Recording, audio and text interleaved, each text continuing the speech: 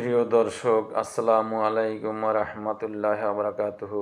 আমি লেখক কবি মোহাম্মদ শহীদুল ইসলাম আপনাদের মাঝে কিছু ইসলামিক কথা তুলে ধরছি, শুনুন।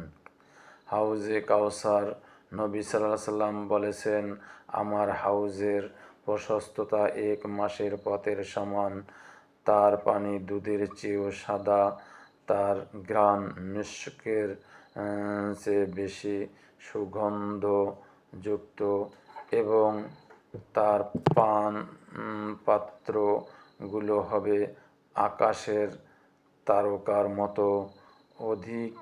অধিকতা তা থেকে যে পান করবে সে সে আর কখনো পিপাসার্ত হবে না। বুখারী হাদিস 6579। সুবহানাল্লাহ। আসসালামু আলাইকুম রহমতুল্লাহি বারাকাতুহু। যদি আপনাদের ভালো লেগে থাকে, লাইক, কমেন্ট, শেয়ার এবং সাবস্ক্রাইব করে আমার পাশে থাকুন। আল্লাহ হাফেজ।